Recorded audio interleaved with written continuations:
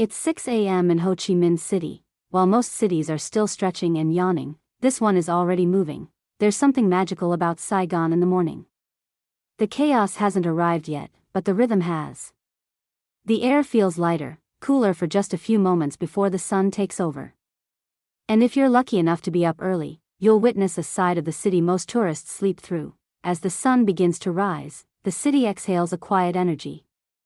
You can hear it in the gentle clang of metal as street vendors unlock their carts. You can see it in the clouds of steam rising from massive soup pots. You can smell it in the rich broth of pho simmering on every street corner. This is where life begins. In alleys, sidewalks, and markets. I start my morning at Ben Ton Market, the beating heart of District 1. You'd think a place this famous would feel touristy, but at this hour, it's still authentic, still raw. Local women in conical hats are unloading fresh produce, stacks of green mangoes, papayas still glistening with dew, bundles of herbs that smell like a garden after the rain. There's no order here. It's not a polished market. It's alive.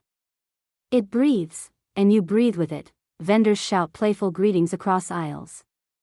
They recognize each other, not as competition, but as neighbors.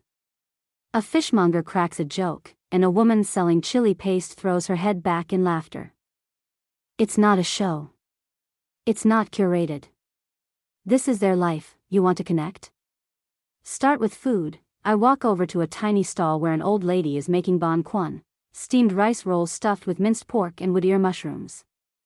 She pours the batter onto a cloth stretched over a pot of boiling water, steams it into a translucent sheet, then fills, rolls, and slices it with the precision of a sculptor. She's been doing this for 40 years. And it shows. I sit on a plastic stool barely a foot above the ground. The first bite melts in my mouth, savory. Warm. You want to connect? A bit spicy. Start with food. I walk over to a tiny stall where an old lady is making banh quan, steamed rice rolls stuffed with minced pork and wood ear mushrooms. She pours the batter onto a cloth stretched over a pot of boiling water, steams it into a translucent sheet, then fills, rolls, and slices it with the precision of a sculptor. She's been doing this for 40 years. And it shows. I sit on a plastic stool barely a foot above the ground. The first bite melts in my mouth, savory. Warm. A bit spicy. It tastes like comfort. She watches me eat and smiles. I don't speak Vietnamese. She doesn't speak English. But we understand each other perfectly. As I leave the market, I walk into a maze of alleyways. Motorbikes zoom past with precision that feels like choreography. A man rides by balancing 5 crates of eggs. A woman on a scooter somehow holds a phone, a coffee, and a sleeping child. This isn't traffic. This is ballet. What surprises me most is the pace of life. Everyone is busy, but no one looks stressed. There's hustle, but not burnout. I see people taking breaks, sipping iced coffee on plastic stools, laughing over bowls of noodles, watching the world go by. In the West, we call it wasting time. In Saigon, it's called living. I stop by a roadside coffee stall. A young guy, maybe in his 20s, hands me a glass of Tsafi Suada, Vietnamese iced coffee with condensed milk. It's bold, strong, sweet, and completely addictive. He asks me where I'm from. We talk for 5 minutes. Then 10, he tells me he wants to travel the world someday. I tell him Saigon is already a world in itself. Suddenly, a small procession passes by, drums, flags. A celebration, maybe. Turns out, it's a house blessing ceremony. Locals burn incense, offer fruit to the spirits, and ask for protection. No one stops to take photos. No one claps. It's not a performance. It's faith, alive and breathing in the streets. And that's what makes Saigon so special. It doesn't try 8 a.m. The city transforms again. The sun rises higher. The traffic builds. The honking gets louder. Shops open. School children fill the sidewalks. Businessmen walk with purpose. Tourists begin to appear. But for those of us who witness the city wake up, the magic is already inside us. You can't fully know Saigon if you don't see her mornings. They're not perfect. They're not silent, but they're real, and in a world full of curated experiences, Saigon's mornings are wonderfully honest. If there's one ritual that defines the heartbeat of Ho Chi Minh City, it's coffee. But not just any coffee, not your quick Starbucks grab or the office machine brew. In Vietnam, coffee is a way of life. A pause. A conversation. A personal story told slowly through every drip. This morning, I step away from the main road and wander into a quiet alley in District 3. That's where I find it, a small, unassuming cafe with just 4 tables, 2 cats, and an old man sitting silently behind the counter. He nods as I walk in. There's no menu. No music. Just silence and the aroma of deep, roasted Robusta beans. He brings out a fin, a traditional metal filter. Places it on top of a glass, then pours hot water, slowly, with the precision of someone who's done this thousands of times. This is Tsafi Sueda, strong black coffee, slow brewed over sweet condensed milk, and as it drips, second by second, you're forced to wait. You can't rush Vietnamese coffee. It makes you slow down too. While I wait, I watch the cafe. A young couple sits across from me, whispering something sweet. An old woman reads the newspaper, flipping each page like it's a delicate painting. The cats stretch in the morning sun. No one is scrolling on their phones. Everyone is present. This is the magic of coffee in Vietnam. The glass is half full now, the last few drops falling like a metronome. I stir the mix, creating a beautiful swirl of dark brown and creamy white. I take a sip. It's strong. Intense. The sweetness softens it, but the caffeine hits like a jolt of pure life. This is not just a drink, it's a declaration. Vietnamese coffee doesn't ask for your attention, it demands it. I ask the owner, through gestures and smiles, how long he's been making coffee. He holds up 4 fingers. I think he means 4 years, but then he points to the old photo on the wall. A much younger version of himself behind the same counter. 4 decades, 40 years of pouring, waiting, serving. That he tells me in broken English, coffee is not fast. Coffee is thinking time. I nod. It's a philosophy. And in this city of speed and motion, it's a gift. But Vietnamese coffee culture isn't only about the traditional style. There are layers. I walk out and explore modern cafes, too, like the hip spots in District 1 or Thao Dien. Young artists sketch in notebooks. Freelancers type away on laptops. The decor is Instagram-worthy, leafy plants, brick walls, soft indie music playing in the background. Here, you'll find creative twists, egg coffee, where whipped egg yolk is blended with coffee into a thick, creamy foam, coconut coffee, iced, blended with coconut milk and sometimes shaved ice, or the quirky salt coffee, with just a dash of salt balancing the bitterness and sweetness. These aren't just gimmicks. They're cultural experiments. A new generation reinterpreting an old tradition, but the essence remains the same. You don't drink coffee to escape time here, you drink it to feel it. Later, I sit outside a cafe with a street view. The motorbikes pass like flowing water. The sun casts long shadows. And there I am, just a traveler, holding a glass of coffee, caught between the rush of the world and the stillness of the moment. That it reminds me that in Vietnam, coffee is not a means to wake up, it's a reason to stay awake. To observe. To connect. To feel, and maybe to heal. That I remember meeting a woman the day before who had just opened a tiny coffee stall. She told me she lost her job savings and used her last money to buy a coffee cart. She smiled as she handed me a cup. People need something warm, she said. Something to make them stop for a second. And she's right, coffee here is everywhere, from sidewalk vendors to high-end roasteries. It's shared among friends, offered to strangers, and poured slowly in temples of silence. It's not just a drink, it's a ritual passed from generation to generation, a bridge between solitude and connection, a mirror of Vietnam itself, strong, sweet, layered, and patient. So the next time you're in Ho Chi Minh City, don't just grab coffee on the go, find a chair. Sit by the street. Watch the world. And let the coffee speak to you, because in this city, if you listen long enough, even a single drop can tell a story. Traveling isn't just about sightseeing, it's about seeing through the surface. And in Ho Chi Minh City, if there's one place that demands to be felt rather than photographed, it's the War Remnants Museum. The first thing you notice isn't the building, it's the silence. Even before stepping inside, the mood changes. Outside, traffic roars. Motorbikes sip.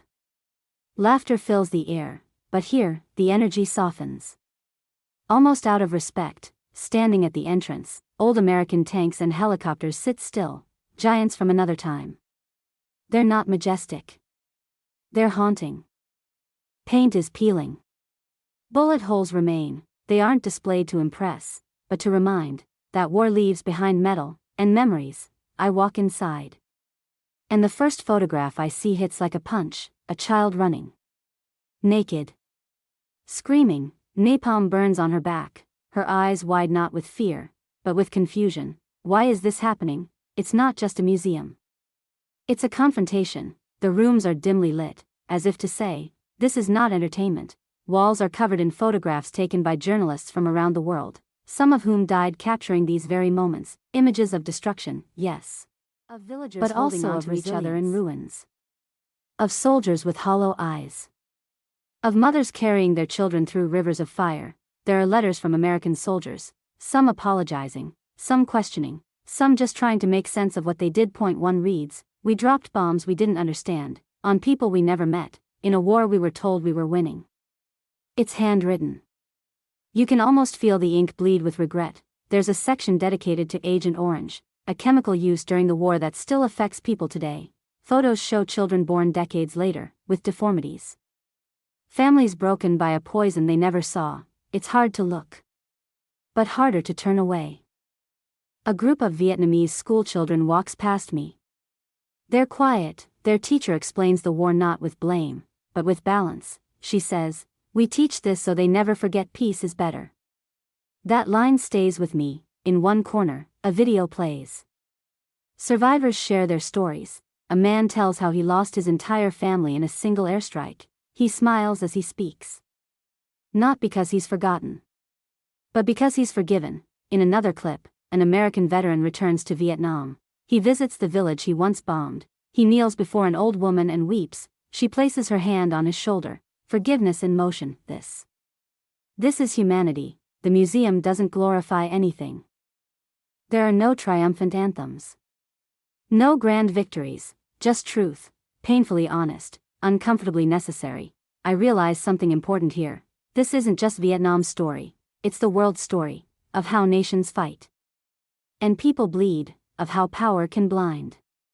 And memory can heal. I step into the last gallery, filled with letters and artworks from children, drawings of peace. Doves. Flags.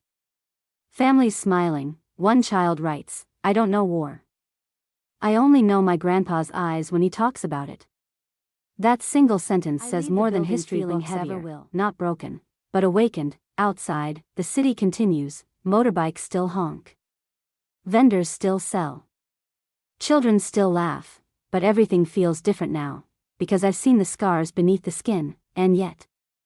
Saigon doesn't live in sadness, it remembers, but it doesn't dwell. That's the most powerful part. This city is built not just on concrete, but on memory, not just on resistance, but on recovery. Before I go, I sit on a bench under the banyan tree in the museum courtyard. A breeze brushes my face, and for the first time since I arrived, I cry, not just for what happened, but for how much we forget. Travel shows you beauty. Yes, but it also reminds you of your responsibility, to remember, to question, to listen, to feel, and in this place, surrounded by pain and resilience, I realize, Vietnam doesn't ask you to take sides, it simply asks you to understand. This isn't just a museum visit, it's a part of the journey every traveler to Ho Chi Minh City must take, because to truly know Saigon, you must first walk through its wounds. Ho Chi Minh City wears its layers like a palimpsest. You peel one back, and another story appears. From the war-torn remnants of the past, I now walk into another chapter, one written in brick and iron, French balconies and stained glass windows. Welcome to District 1.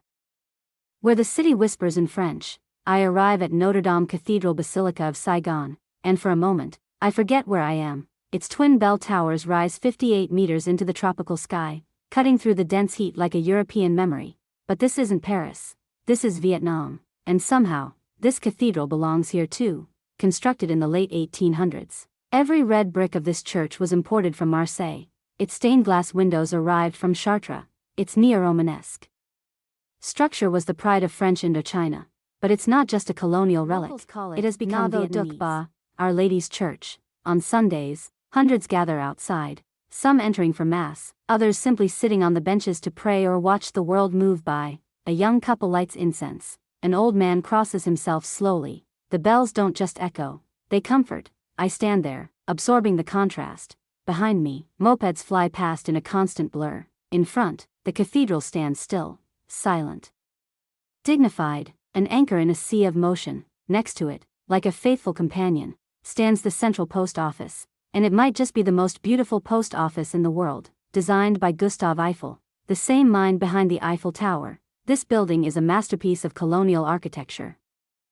From the outside, it's regal, arched windows, green shutters, delicate molding, but inside, it's a time capsule. I push open the heavy doors, and it's as if I've stepped back a century. The ceiling arches gracefully in iron and glass, like a train station from a forgotten era. Rows of wooden counters line the hall. Electric fans whirl slowly above. At the far end, a giant portrait of Ho Chi Minh looks down, not as a dictator, but as a gentle guardian of this architectural marvel. Tourists take photos, yes, but the locals are here too. Some still send letters, yes, real letters. With stamps, envelopes, and handwritten words. There's something profoundly romantic about it. In a world addicted to instant messages and disappearing stories, the act of writing a letter, physically, intentionally, is resistance against forgetting. I meet an old woman at the counter.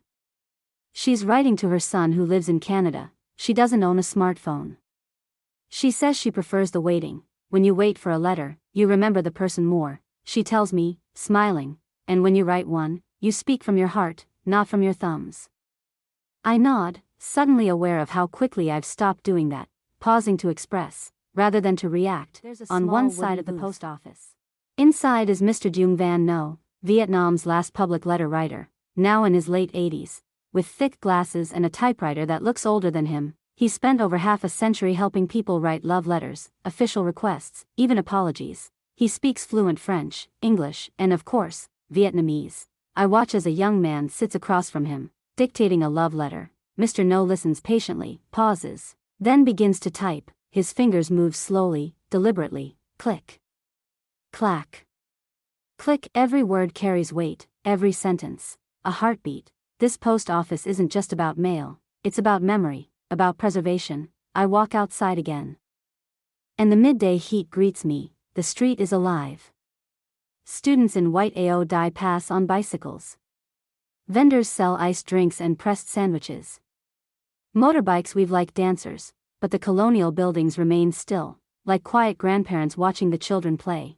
Some argue that these are symbols of colonization, of oppression, and yes, they are relics of a painful past, but they've also been reclaimed. The Vietnamese didn't erase these buildings. They lived with them, they redefined them. The cathedral is no longer a French church, it's a Vietnamese one. The post office isn't a colonial outpost, it's a place where modern Saigon still slows down to speak with feeling. That's what Ho Chi Minh City does best. It doesn't forget, it transforms. That IT turns pain into progress, concrete into conversation, letters into legacy.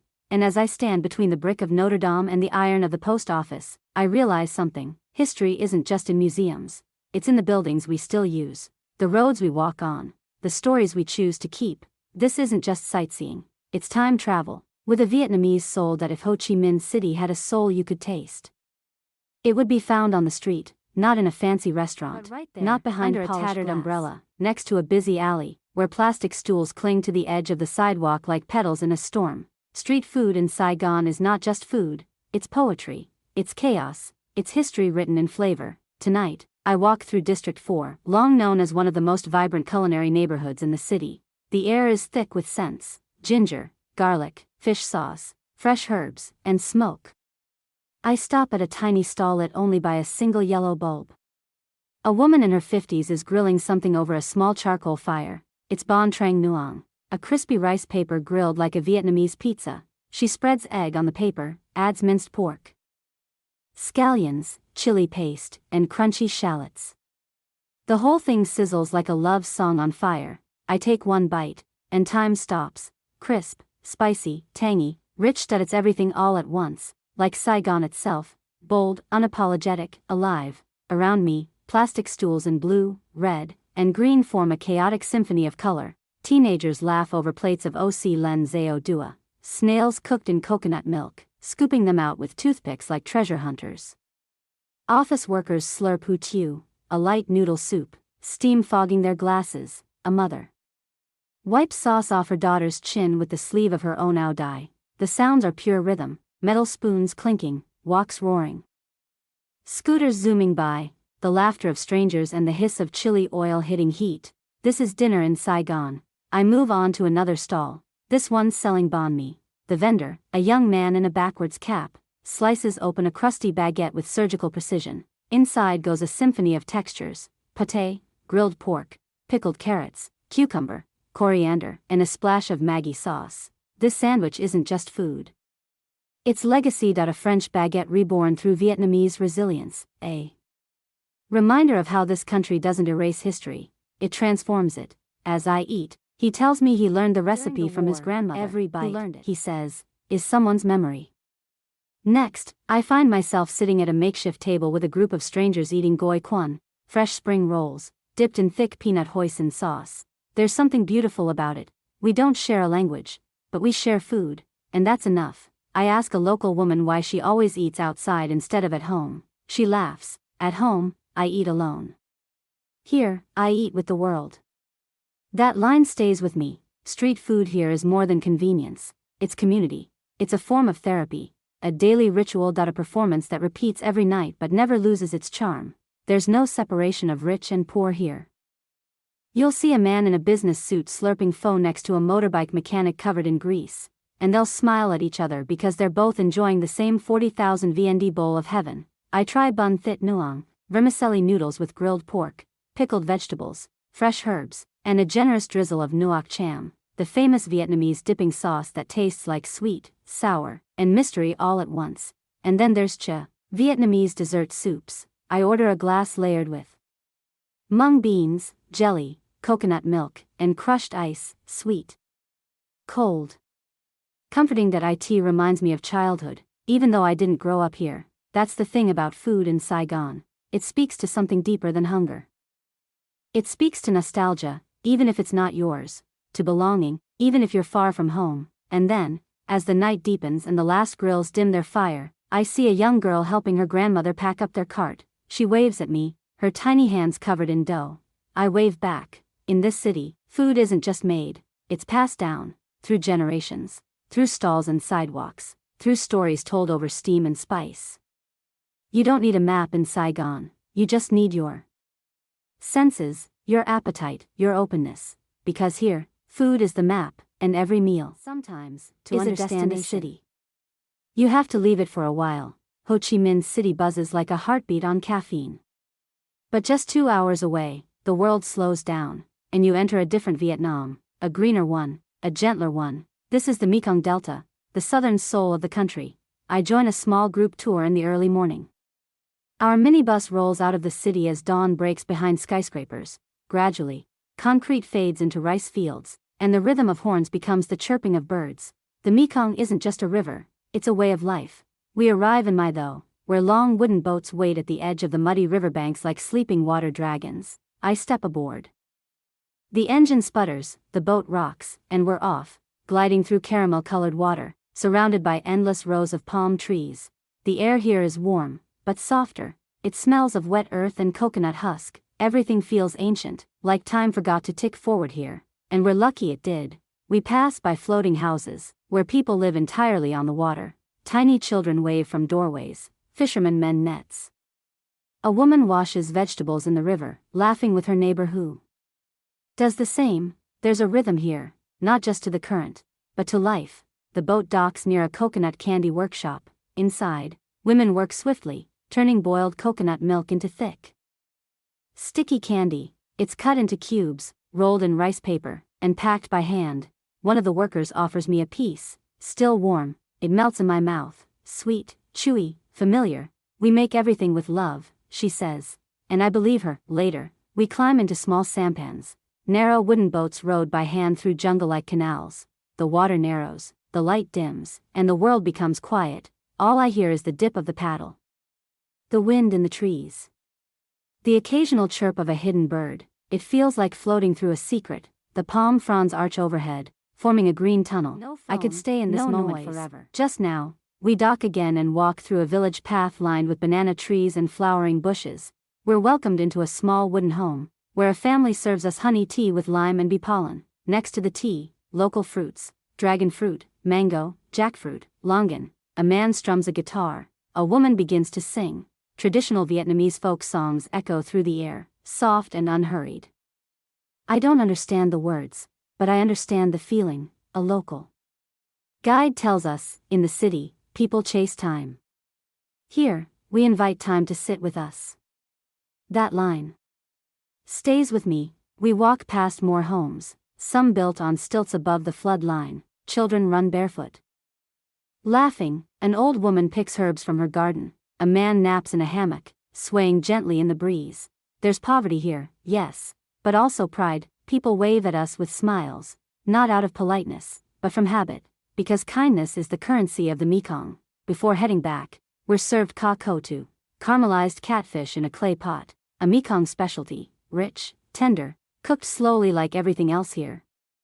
Even the food takes its time. I sit beside the river, sipping tea. A gentle wind rustles the trees, and for the first time in days, I feel completely still. This place, this river, feels sacred, not in a religious way, but in a human way, like it's keeping stories in its current, memories in its mud. The Mekong doesn't roar like the city, it hums, and if you're quiet long enough, it sings to you. As we cruise back toward my though, I realize something. Saigon shows you how far Vietnam has come, but the Mekong reminds you where it began. Here, life isn't measured in profit, it's measured in patience, in meals shared, in greetings exchanged, in rivers crossed without hurry. By the time we return to the city, the skyline reappears like a distant mirage, but my heart stays anchored somewhere in those waters, under those through Vietnam. It flows through its spirit. When the sun sets over Ho Chi Minh City, something magical happens. The city doesn't sleep, it doesn't slow down, it transforms. The chaos of the day, its blaring horns, blistering sun, and buzzing streets, melts into a kind of rhythm, like the beat drops, but softer, cooler, deeper. This is Saigon after dark, and it's a completely different world. I begin my evening on a rooftop, on Heli Bar, perched on the 52nd floor of the Bitexco Financial Tower. Up here, the city looks like a galaxy, millions of lights twinkling, flowing like stars across an earthly sky. The motorbikes below are silent from this height. The chaos, reduced to poetry. I sip a drink, sweet, cool, with hints of lemongrass, and let the breeze wash over me. There's a kind of peace only found in cities like this, where the old and the new don't fight, they dance. In the distance, I see the golden glow of temples, the flicker of street vendors' lights, the curve of the Saigon River, reflecting the sky like a mirror. But to understand Saigon's night, I have to come down. Back to the streets, back to the real pulse. So I head to Ben Ton Night Market, one of the city's beating hearts after dark. The air here is electric, lanterns float overhead, steam rises from woks, and the smell, oh, the smell, coconut, charcoal, chili, sugar, fish sauce. It's intoxicating. Vendors call out their greetings. You want shirt? Bag? Watch? Fresh seafood, my friend. Come try, very good, very cheap. It's a mix of the sincere and the sales pitch, and somehow, it's charming. I stop at a stall selling pho. The vendor is a man in his 60s, his white tank top stained with broth and pride. The broth is rich, deep, layered with cinnamon, cloves, star anise, the beef tender, the noodles perfect. On the side, basil, bean sprouts, lime, and chili. I squeeze, tear, dunk.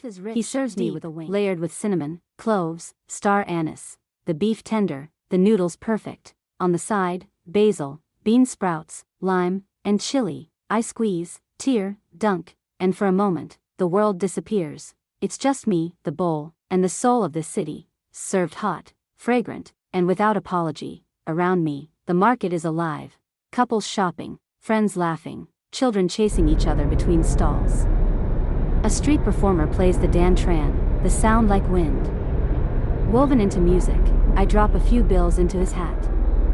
He nods and thanks and keeps playing, and then, something quieter calls me. A small alley, barely lit, no signs, no noise. I follow it, guided by instinct, and I arrive at a hidden jazz cafe. Just a few tables, red velvet chairs, and a stage no bigger than a bathtub. The band begins to play. A woman sings in Vietnamese. I don't know the words, but I feel every note. It's soft, it's smoky, it's real. I sit there for an hour, maybe more. No filming, no talking, just being. Because that's what Saigon offers after dark. Not just activity, but intimacy. Spaces where you can get lost in music, in food, in a stranger's smile. Later, I walk along the Nguyen walking street. It's nearly midnight, but the city still breathes loudly. Teenagers dance in circles with Bluetooth speakers. A man walks by with 2 cats on his shoulders. Skaters glide, lovers lean into each other on benches, and an old woman sells grilled bananas with coconut sauce from a cart. Life doesn't end here when the lights go out, it evolves. As I sit with one last coconut ice cream in hand, I realize something. Saigon after dark is not the city winding down, it's the city revealing its soul. The day is for business, but the night is for dreams. And in Saigon, everyone is allowed to dream, even if just for a moment, even if just with a bowl of pho or a love song in an alley, hidden by neon and haze. But that's okay, down here, on this street, in this moment. The stars walk beside me. That if you really want to know Saigon, you have to leave the main roads, leave the landmarks, forget Google Maps, and let the city whisper its secrets to you, one alley at a time. Because in Saigon, truth doesn't live in skyscrapers or tour buses. It lives in Hem, the narrow alleyways that twist like veins through the city's heart. This morning, I follow no plan, just the sun, and the smell of someone frying something delicious. I enter a narrow lane off District 3. Barely wide enough for a motorbike. Children laugh and run barefoot. A woman waters her plants in recycled coffee cans. The walls are painted with faded murals of lotus flowers and cranes, chipped but proud. This isn't a neighborhood designed for tourists, but it's here that Saigon feels most honest. I pass a man carving wooden Buddha statues by hand. He's been doing it for 40 years. Each face is different, he says. Like people. Like life. Further in, I find a small family-run coffee house. No name, just a handwritten sign. Safi Suada, 15K. I sit. The owner, an old woman with silver hair tied in a bun, pours thick coffee through a metal filter into a glass of condensed milk. She stirs it slowly, as if telling a story, then adds ice, hands it to me, and says, "Drink slow. City too fast." I take a sip. It's bold, sweet, cold, like Saigon in a glass. And I do drink slowly. Behind me, 2 young girls practice dance moves with a phone balanced on a chair. Across the alley, a boy repairs shoes beside his father, and a tiny dog naps under a faded Vespa. There's something deeply poetic here, not in grand gestures, but in the way life simply is. I keep walking, turn a corner. Now I'm in a tiny market tucked deep inside the alley maze. It smells of lemongrass, wet herbs, fish sauce, and freshly chopped chili. Old ladies gossip over piles of herbs. A teenager slices papaya. A butcher sharpens his knife, nods at me, then returns to his work with surgical focus. No English is spoken, no signs in Roman letters. And yet, I feel at home. I buy a fried banana wrapped in sticky rice, golden, crispy, warm in my hand. As I bite into it, a woman smiles at me with a kind of pride, as if she made it just for this moment. I ask her name. Thao, she says. Means grass. Because I grow quietly. There are so many stories in Saigon. But you have to earn them. Later, I find an artist's studio hidden inside a crumbling French-era building. The door is half open. I peek in. Paintings everywhere. Saigon in watercolors, sketched with love and longing. The artist invites me in. He offers tea, tells me he paints the city not how it looks, but how it feels. The buildings are changing, he says, but the spirit? That doesn't go away. We sit quietly as the ceiling fan hums. Outside, scooters roar past. But in here, time stands still. This, too, is Saigon, not the one you see in glossy guides, but the one you feel. I leave the studio and continue through the maze. I get lost, intentionally, and I love it, because Saigon's alleys are more than shortcuts that they're memory lanes. They're diaries. They're the places where grandmothers still hang laundry with wooden clips. Where lovers write messages on walls, where incense curls upward from small shrines wedged between air conditioners. Eventually, I emerge onto a wider street, the noise returns, the world speeds up again. But I carry something now, something invisible, but real, the memory of Saigon's secrets, the quiet generosity of its people, the way the city reveals itself, not all at once, but in layers. You don't just visit Saigon, you peel it, like an onion, tear by tear, laugh by laugh, bite by delicious bite, and in its hidden corners, you find something unexpected, yourself. Not all memories are meant to be pleasant, but some are necessary. Some, we carry not because they're easy, but because they're true. In the heart of District 3, behind iron gates and a red-tiled roof, sits one of Vietnam's most important places, the War Remnants Museum. It's not glamorous, it's not grand, but inside, it holds the soul of a country scarred and healing. As I walk through the gates, I'm greeted by the silent presence of tanks, fighter jets, and bombers displayed in the courtyard, massive machines of war, now frozen in time. Their shells rust quietly under the tropical sun. I run my hand along one of the cold steel panels. It feels strange, knowing these machines once rained fire over villages, over families, over futures. Inside the museum, the air is quiet, almost heavy. There's no music, no loud guides, only the soft footsteps of visitors and the occasional creak of the wooden floorboards.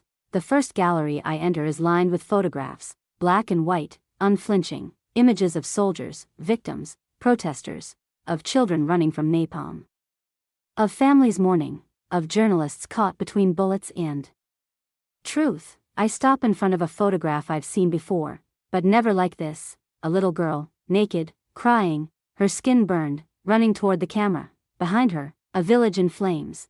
Her name is Phan Thi Kim Phuc. She survived, she lives today. But this image, it stopped the world. I read the caption.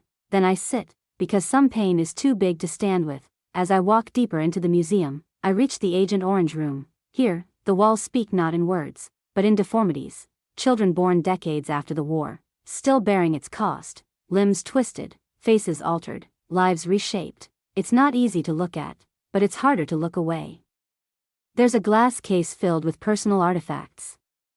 Schoolbooks, sandals, photographs, medals, a child's toy, burned and blackened, a soldier's journal, smudged with rain and regret.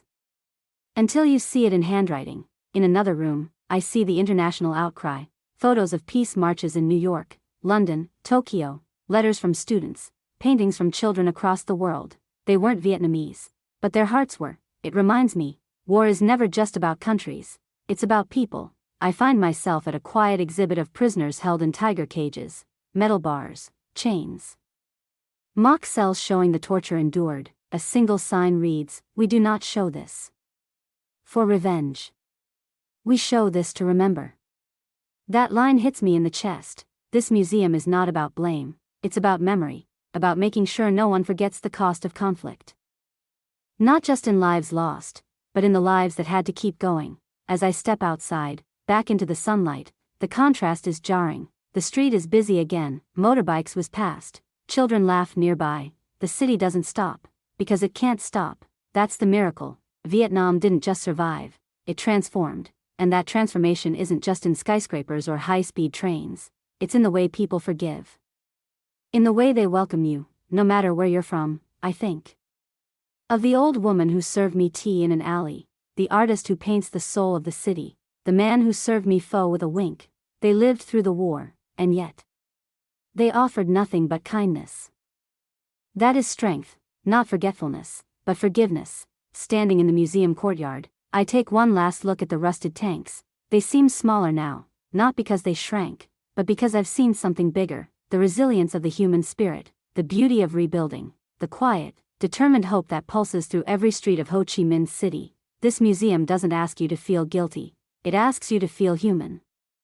And that is exactly what I feel. Ho Chi Minh City, or as many still call it, Saigon. I came here expecting a place. What I found was a feeling, and now, I'm trying to hold on to that feeling, like sand slipping through my fingers, warm and golden, impossible to forget. This morning, I rise early, before the sun, before the noise. The streets are hushed, vendors are just setting up, and a soft pink light begins to wash over the rooftops. I walk along the Saigon River one last time. The water moves slowly, like it's thinking. A lone fisherman casts his net, rhythmically, peacefully. Behind him, the skyline begins to glow. By Texco Tower catching the first rays of light like a blade drawn from its sheath, the city is waking up, and so am I. I stop at a roadside tea stall. The vendor recognizes me from a few days ago. He smiles, pours me a cup without asking. No words, no rush, just a shared moment in a language that needs no translation. This is what Saigon does to you. It opens you, softens you, teaches you how to listen, not just with your ears, but with your heart. As the sun rises, I find myself back at Notre Dame Cathedral, its red bricks glowing, birds fluttering through the air like notes in a quiet symphony. Tourists are starting to arrive. Selfies. Laughter. Footsteps echoing, but I'm still lost in the silence. I close my eyes, and in my mind, I replay every moment, the chaos of the motorbikes, the taste of street-side banh mi, the laughter of strangers who became friends. The stillness inside the War Remnants Museum, the quiet alleys that whispered their secrets, the river, the rooftops, the rain, all of it. Every scene wasn't just a location, it was a lesson, about resilience, about flavor, about humanity. I think about the people I met, each one a thread in the story of this city. The shoemaker in the alley, who repairs what others throw away. The jazz singer, whose voice carried stories I didn't need to translate. The coffee seller, who taught me that slowness is sacred. And the artist, who sees the city's soul even in its scars. This is fast, the paradox of Saigon. But teaches you to slow down. It's noisy, but makes you listen more deeply. It's full of contradictions, and yet everything fits. As I head toward the airport, I look out the window of the cab. The city rushes past me like a final montage.